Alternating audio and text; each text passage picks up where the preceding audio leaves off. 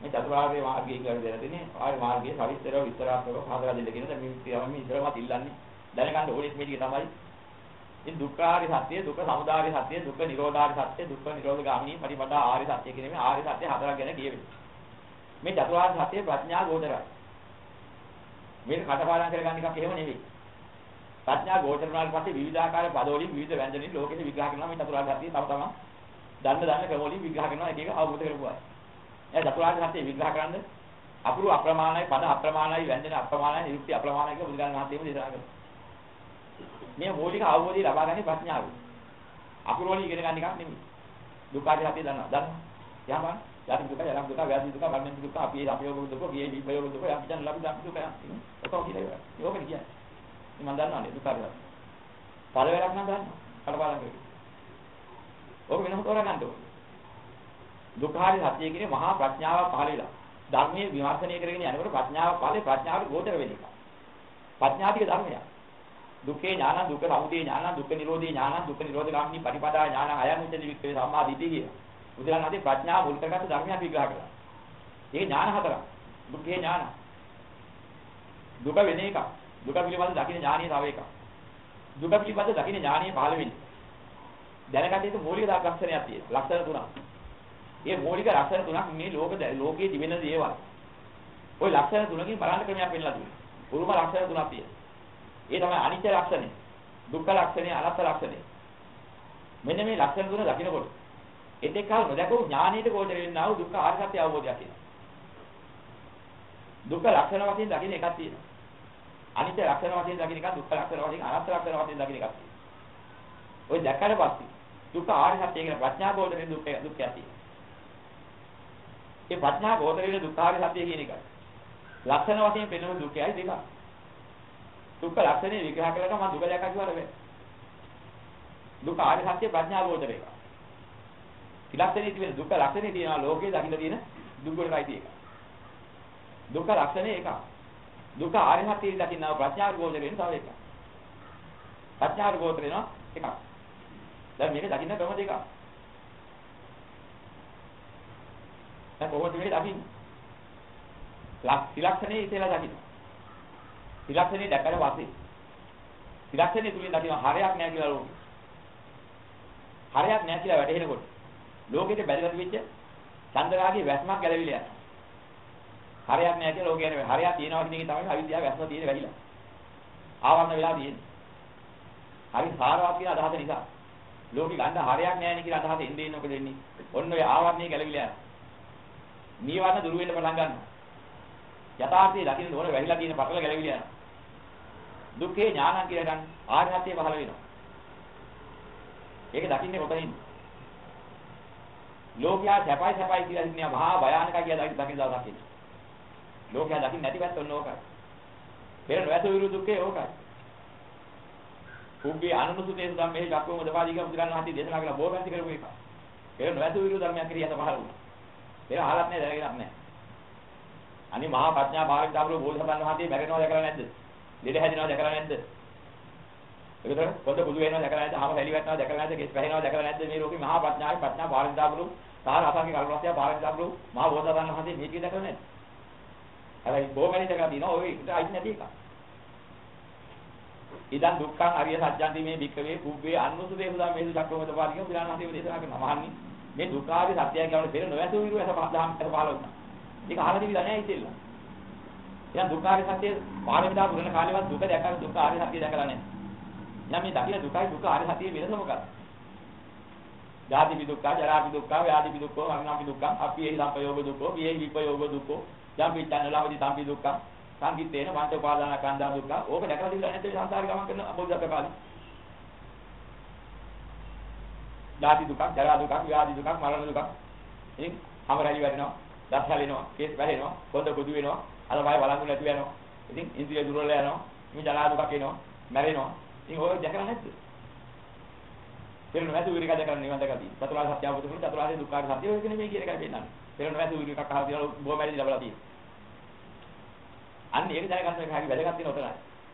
එහෙනම් දුක්ඛ ආර්ය සත්‍ය දකින්න දුක්ඛ කියන්නේ මොකක්ද? පෙරණ වැසු විරික හොයාගන්න ඕනේ. ඒක දකින්න හම්බෙන්නේ නැති එකක් තියෙනවා. ඒකයි හොයාගන්න ඕනේ. අන්නේක දැකදාක යථාර්ථය දකින්නේ මොකක් නිසාද? හේතුව භයානකයි කියලා දකින්න දුකක් එනවා. සැපයක් කියලා හම්බ වුණා. නිගමනය කරා සැපයි කිය. වටිනවා. හරි සැපයි. මොනවද? පංචකාම ආස්වාද කොච්චර සැපද? ඕක තමයි කියනවා නිගමනය. මැරෙන එක නම් දුකයි. කවුරුද දැකලා තියෙන්නේ? කොණ්ඩ කුඩු වෙන එක, අවලැලි වැටෙන එක, නැගිට ගන්න බැරි වෙන එක, ලෙඩ හැදෙන එක. ඒවා ඔක්කොම දුකයි කියලා මේ බුදුවරු නෙමෙයි, බෝසත්තුරු නෙමෙයි. බෞද්ධ නෝන ඕන කෙනෙක්ගෙන් අහුවොත් ඔය ටික දුකයි කියලා කියනවා.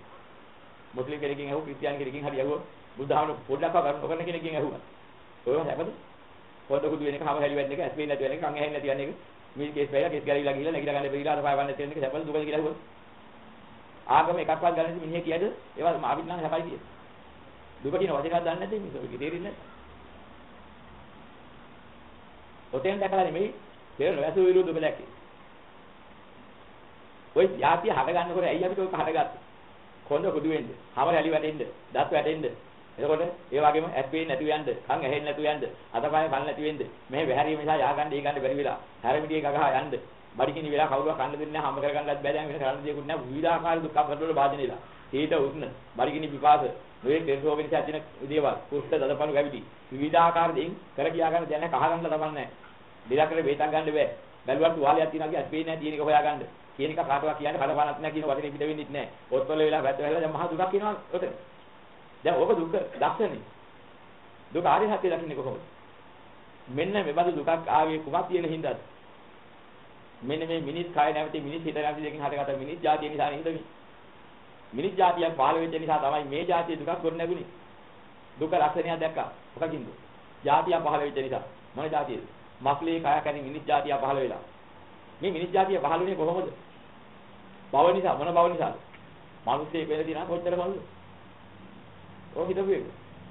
ඒතකොට අපිට උඩ පායින්ද දඟලන්න හොදලා පුළුවන්. මෙහෙම ගමයි යන්න පුළුවන්. හිතන්නේ ඕක නේ. අනේ මිනිස් කය ලබා ගත්තාම හොඳ හබුවා. හොඳයි. මොකක් නිසාද හොඳ? ඉතින් අපිට හොඳට කාලා විලා උඩ පැල්ල යන්න පුළුවන්. මට ඉගෙන ගන්න පුළුවන්. දොස්තර කෙනෙක් වෙන්න පුළුවන්. ඉංජිනේරුවෙක් වෙන්න පුළුවන්. දලුකාරියෙක් වෙන්න පුළුවන්. පොඩි එකාගෙන් අහපන් පොඩි එකා කියන්නේ හොඳ ඒක ඕක මිනිස් අත්දැයි.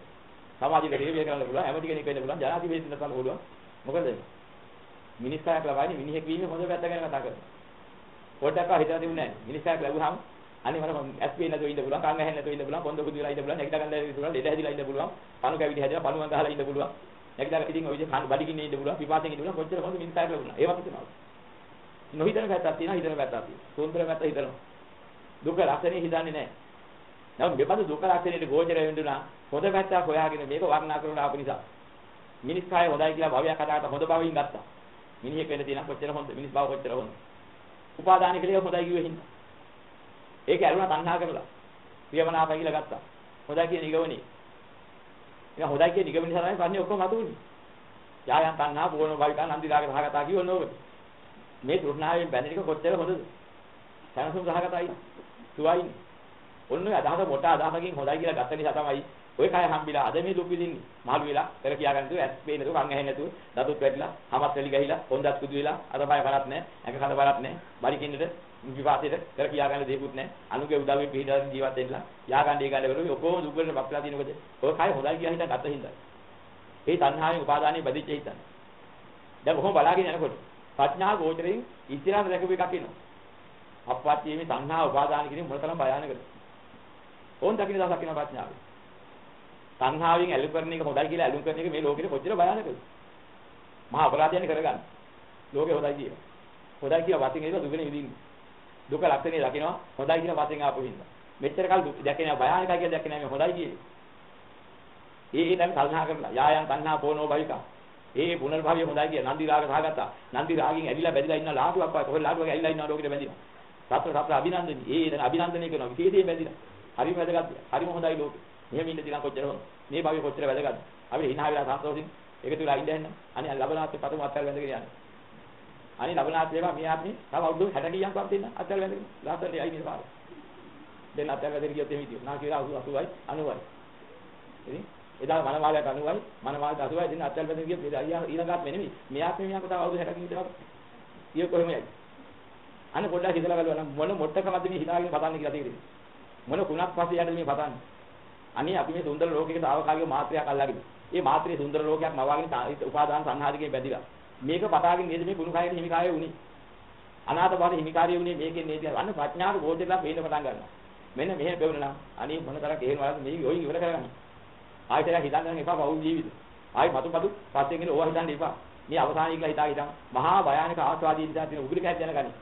ආස්වාදී කියන මහා මල උගුලක්. ප්‍රියවනාපිය කියන මල උගුලක්. මෙන්න මේක මහා භයානකක් දැක්කම දුක්ඛම් බයක් තියෙන. අන්න බයක් තියෙන දැක්කා. ඒක කවදාවත් දැකලා තිබුණේ නැහැ. ඕ මේ දහම දැකලා ත්‍රිලක්ෂණේ දැකලා ප්‍රාප්ති ප්‍රඥාව පහළ ප්‍රඥාවෙන් පෙන්වා දෙන දුක්ඛාරිය සත්‍ය. මෙන්න මේකට කියනවා දුක්ඛ ආර්ය සත්‍යය දැක්කා. එහෙනම් දුක දැක්කා නෙවෙයි දුක වෙනයි. දුක දුක්ඛ සත්‍ය වේද දුක්ඛ සත්‍ය දුක්ඛ වේද දුක දුක්ඛ වේ දුක්ඛ සත්‍ය නොවේ. දුක්ඛ සත්‍ය දුක්ඛ සත්‍ය වේ දුක්ඛ නොවේ. ධර්මයේ රෝලා දිනා නෝ බලන්නේ. ඉතින් දුකයි දුක්ඛ සත්‍ය කිය ඉන්නවා ඒක. දුක්ඛ සත්‍ය දුක්ඛ නෙවෙයි. දුක දුක්ඛ සත්‍ය නෙවෙයි. ඉතින් ඔයා යමක ප්‍රකාරනේ තෝරලා තියෙන අභිධර්ම පොතේ තෝරලා තියෙන. බලන්න ටිකමයි තියෙන්නේ. ඉතින් දුක එක. දුක ආර්ය සත්‍ය වෙන එක. දුක්ඛ ආර්ය සත්‍ය ප්‍රඥාවෙන් දකින්න ලෝකේ හැටි. භයානකයි මේ ආස්වාදයේ කිය. ආස්වාදයේ දුක නෑ ලෝක සත්‍යය. ආස්වාදයේ දුකට හේතුව. ඕක මොයි දුකට හේතුව යම් දවසක් කරේ. යෝ තත්තායව තණ්හාය ආතේද විරාග නිරෝධෝ තාගෝපට්ටි සබ්බ මුත්‍යානාවිය. ඔන්න ඕකයි කරන්න කිව්වේ. ඔන්න එකකින් තෘෂ්ණාවක් තියෙනවා. හයි තණ්හාවගේ වැඩි වැඩි ඉන්නවා. ඔන්න ඕක පිළිබඳව දැකලා ඉතින් යම් දවසකදී ඕකෙ මිදෙන්න ඕන නම් දුකෙන් දහතෙන් ක්‍රමය මොකද්ද? යෝ තත්තායව තණ්හාය ආතේද විරාග නිරෝධෝ. ඔන්න ඒ කියන්නාවේ තෘෂ්ණාවේ තේදයක් නැතුව විරාගයක් නිරෝධයක් ගන්න පුළුවන්. තාගෝ ඒක අත්දැකලා බලන්න පුළුවන්ද? පටි නිසග්ගෝ ඒකේ බැඳීමෙන් ඉවත් වෙන්න පීඩි නොගිනීමේ පුළුවන්ද? මුක්ති ඒකෙන් විදෙන්න පුළුවන් අනාලියෝ කියන වැලී ඉන්න පුළුවන්. අන්න ඒක පුළුවන් නම් දුක නිරෝධය එතන. එහෙනම් ඔන්න ඕක කරගන්න මොකද කරන්න ඕන? ඔය තෘෂ්ණාවෙන් යම්කිසි භයානකත්වයක් දකින්නතුරු ඕක අතරින්ද බෑ. තෘෂ්ණා මහා භයානකයි කියලා දැක ගන්න දුකාගේ සත්‍ය දැක්කා. භයානකයි දැක්කා තෘෂ්ණාව. ආසාව විතරකල් හරි වටිනවා දෙයක් කියලා හිතා දැන් ආසාවකින් මහා භයානකයි. තෘෂ්ණා මහා භයානකයි. ඉච්ඡාව මහා භයානකයි. ඉච්ඡා තෘෂ්ණා ආසා.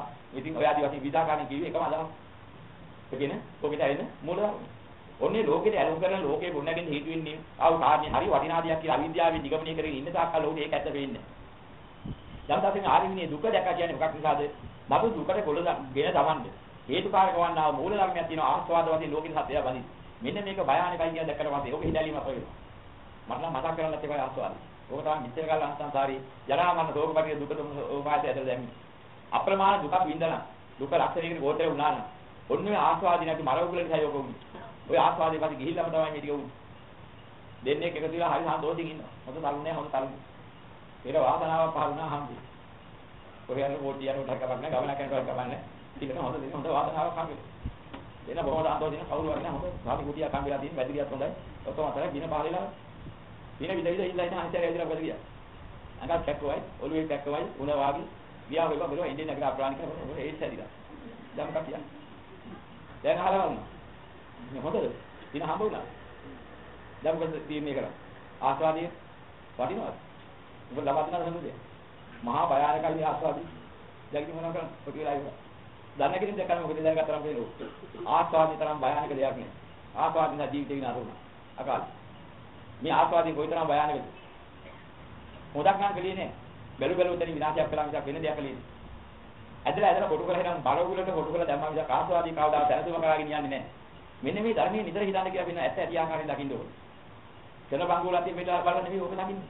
ගෙඩි පිටින් තියෙන ආස්වාදීනේ බැඳ දැකලා. ඒ බැඳ දින ආදීනෝ දකින්න ඕනේ. බුදුරණවහන්සේ ශනික දැකලා ඉතින් නෙවෙයි ගන්නේ ඕනේ. ශනිය තුල දකින්න ඕනේ විදිහ. මේ ගොඩනැගෙන හැටි දකින්න ඕනේ. දුක ගොඩනැගෙන හැටි. මෙන්න මේකයි දුක. දුක ලක්ෂණේ. මේ දුක ලක්ෂණේ නිකන් ගොඩනැගින්නේ ආස්වාද පස්සේ ගිහිලා ගොඩ කහ ගන්න වැඩි අපි මේ ගොඩනැගින්නේ. මෙන්න මේක දැකලා කොයි මොහොතකයි දුකාරේ සත්‍ය දකින්න. දැකන ආස්වාදියෝ භයානකයි. දුකම් බයත් එන්නේ බයත් දකින්න දවසක් එනවා. ඒක අනන්තසාරී දැකිනේ දහම දැකලාම යෝග දකින්න ඕනේ. ලෝකේ දිලක්ෂණේ දැකලාම යෝග දකින්න. දිලක්ෂණේ නොදැක ආස්වාදියෝ මහා භයානකයි මරෝග්ගය කියලා දැක ගන්න කරුවා. ඔන්නෝක දැකලා පස්සේ තුන් ලෝකයේ කොතනක හෝ කාම රූප අරූපයන් තුන් භවී කොතනක හෝ බැඳෙන මානසිකත්වයක් තියෙනවා. පැවැත්ම මහා භයානකයි. පැවැත්මෙන් ඉස්සකල් කවදාවත් දැනුවක් නැහැ දුකක් කරගෙන ගෝත්‍රයේ කාන්තේ සිද්ධ වෙනවා. හැම පැවැත්මක්ම ජරාවෙන් මරණයෙන් කෙලවර කරනවා. ජරාවට මරණයට පත් වෙන්නේ නිකන් මේ ලෝක පරිදි දුක් දෝමස පායාසය ගොඩනගන. එහෙනම් එහෙම එකක් නම් තියෙන්නේ. ඒ જાති එක පස්සේ යන එක මහා භයානකයි. මොකක් නිසාද? එහෙනම් මොනවද කියන්නේ? යායන් තණ්හා බෝනෝ බයි කන් අන්දිරාගේ රාගත සතර ප්‍රාප්ත නන්දිරි තියන කාම තණ්හා භව තණ්හා විභව තණ්හා. ඔන්නේ කියන තෘෂ්ණා කුලස් තුන මුල් කරගෙන හටගත්තකින් තමයි ඔය කම හැදෙන්නේ. ඔන්නෝක මහා භයානකයි කියලා දැක්කදාට තෘෂ්ණා තේර මුල කරනවා. වැඩෙන්න හේතු නැතුව යනවා. ප්‍රඥාවෙන් දැකලා තෘෂ්ණා භයානකයි කියන්නේ. ඉච්ඡා භයානකයි තෘෂ්ණා භයානකයි. දැක්කා. ආසා භයානකයි. එක එකව දෙන්නකෝ කියන්න පුළුවන්. මෙන්න මේ විදිහට දැකලා පස්සේ දුක්ඛාර සත්‍ය කියන්නේ ඔන්නෝකයි. දුක එක දුක්ඛාර සත්‍ය එක. මම එකක් විග්‍රහ කළේ හිතනවා. අපි විදිහට චතුරාර්ය සත්‍යයෙන් දුක වටිනවා කියලා දැනගන්න එක. තව විග්‍රහ කරමු. දැන් දානමාන පූජාවක් කරලා ආදී සිද්ධ කරලා තියෙන වෙලාව. දැන් බුද්ධ පූජා පහල සිද්ධ කරලා ඒ දාන ආදී සිද්ධ කරලා ඊට පස්සේ නැවත අපි සාකච්ඡා කරමු කියලා දැන් සිද්ධ වෙන යහපත් කියලා.